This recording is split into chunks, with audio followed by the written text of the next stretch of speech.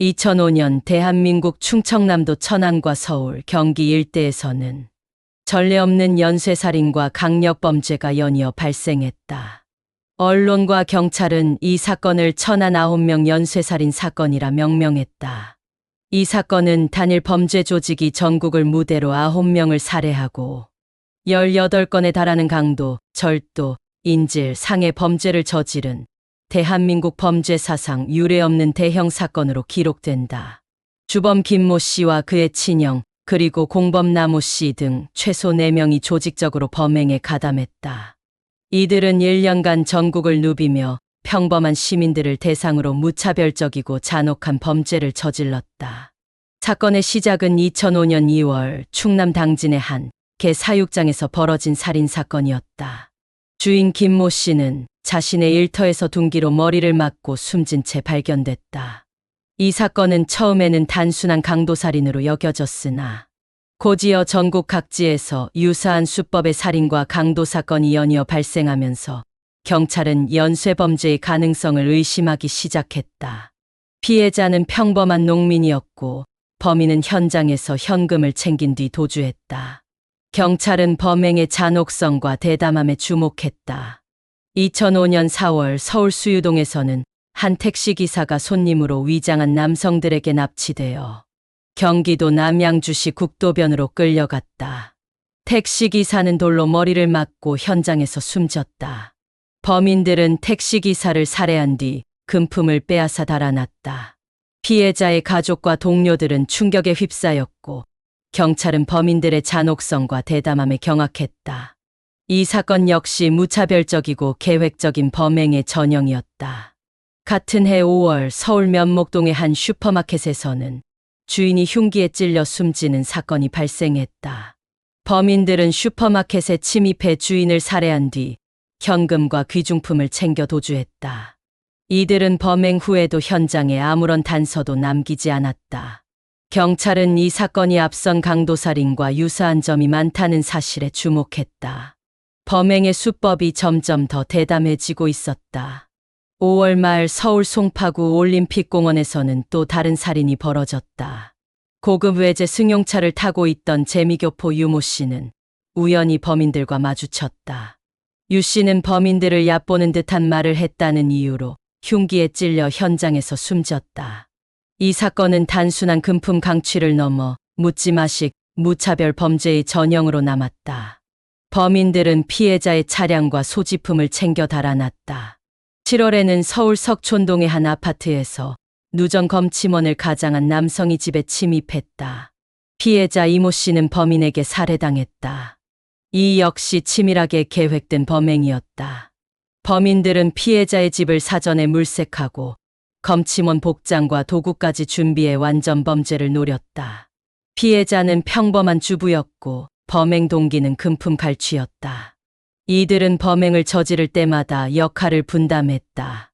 한 명은 피해자를 제압하고 다른 한 명은 금품을 챙기거나 감시 역할을 맡았다. 범행 후에는 각자 흩어져 도주했고 경찰의 수사망을 피해 전국을 이동했다. 범행 지역은 충남, 서울, 경기 등으로 광범위했고 피해자 선정에는 일관된 기준이 없었다. 남녀노소, 직업을 가리지 않고 평범한 시민들이 범행의 표적이 됐다. 범인들은 강도살인 외에도 강도상해, 인질강도, 특수절도 등 다양한 범죄를 저질렀다. 피해자 중에는 택시기사, 농민, 주부, 슈퍼마켓 주인, 회사원 등 사회 각계각층의 시민들이 포함됐다. 이들의 범행은 금품 강취를 목적으로 했으나 때로는 아무런 이유 없이 무차별적으로 사람을 공격하기도 했다. 경찰은 이 사건을 묻지마 범죄의 전형으로 규정했다. 범행은 점점 대담해졌다. 범인들은 범행 후에도 현장에 아무런 단서도 남기지 않았고 도주 경로도 치밀하게 계획했다. 경찰은 전국 각지에서 발생하는 유사 범죄를 연계해 수사망을 좁혀갔다. 그러나 범인들은 경찰의 추적을 피해 계속해서 범행을 이어갔다. 2005년 11월 충남 아산의 모 대학 격리부장 살인 사건이 발생했다. 이 사건을 수사하던 경찰은 범행 현장에서 결정적인 단서를 확보했다. 현장에 남겨진 지문과 CCTV 영상을 분석한 결과 김씨 형제와 공범나 씨 등이 용의자로 특정됐다. 경찰은 곧바로 이들을 검거했고 체포 직후 여죄를 추궁했다. 조사 과정에서 김씨 일당은 12건의 추가 범행을 자백했다. 이로써 강도살인 9건, 강도상해 2건, 인질강도 1건 등 총 18건의 강력범죄가 드러났다. 범인들은 경찰 조사에서 범행 동기에 대해 돈이 필요했다. 우발적으로 범행이 커졌다. 아무 생각 없이 저질렀다 등 일관성 없는 진술을 반복했다. 일부 범행은 금품 갈취 목적이었으나 상당수는 아무런 동기 없이 무차별적으로 저질러졌다. 이 사건은 대한민국 사회에 큰 충격을 안겼다. 언론은 연일 이 사건을 대서특필했고 시민들은 극심한 불안과 공포에 휩싸였다.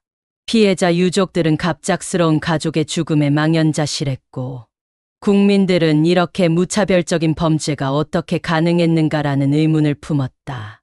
경찰은 전국적으로 강력범죄 예방과 순찰을 강화했고 정부는 범죄 예방 대책을 마련하겠다고 발표했다. 범인들은 범행을 치밀하게 준비했다. 범행 전에는 사전에 범행 대상과 장소를 정하고 도구와 복장, 도주 경로까지 계획했다.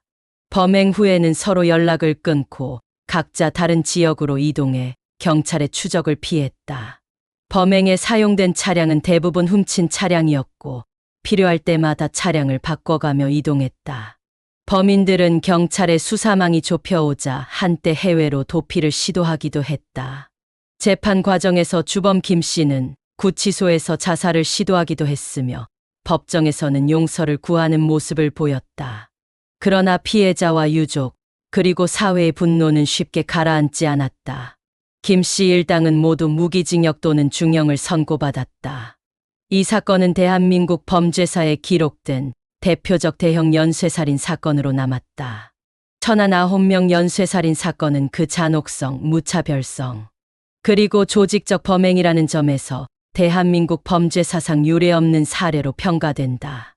이들은 전국을 무대로 평범한 시민들을 대상으로 범행을 저질렀고 금품 강취 외에도 단순한 분노, 우발적 충동, 심지어 아무런 이유 없이 사람을 해치는 등 범죄의 동기가 불분명하고 무차별적이었다. 피해자들은 평범한 시민들이었으며 이 사건은 대한민국 사회에 깊은 충격과 공포를 남겼다. 이 사건 이후 대한민국 사회는 강력범죄에 대한 경각심이 높아졌고 경찰의 예방활동과 순찰이 대폭 강화됐다. 시민들은 범죄로부터 안전한 사회에 대한 요구를 더욱 강하게 표출했다. 1009명 연쇄살인 사건은 단순한 범죄를 넘어 대한민국 사회 전체에 깊은 상처와 반성을 남긴 비극적인 사건으로 기억되고 있다.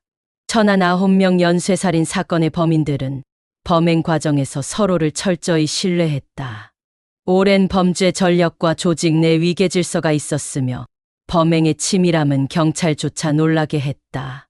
범인들은 범행 후에도 서로를 배신하지 않고 경찰 조사에서도 침묵을 유지했다. 그러나 경찰의 끈질긴 추적과 과학수사 기법의 발전으로 결국 이들은 모두 법의 심판을 받게 됐다. 이 사건은 대한민국 범죄사에서 가장 충격적인 연쇄살인 사건 중 하나로 남았다. 피해자들은 모두 평범한 시민들이었고 범인들은 아무런 죄의식 없이 범행을 저질렀다. 이 사건은 대한민국 사회의 범죄 예방과 사회 안전망의 중요성을 다시 한번 일깨워 주었다. 1009명 연쇄살인 사건은 시간이 흘러도 많은 이들에게 잊혀지지 않는 충격과 공포로 남아있다. 범인들은 법의 심판을 받았지만 피해자와 유족의 상처는 쉽게 아물지 않았다. 이 사건은 대한민국 사회에 깊은 반성과 경각심을 남겼으며 앞으로도 오랫동안 기억될 것이다. 영상이 유익하셨다면 구독과 좋아요, 알림 설정 부탁드립니다.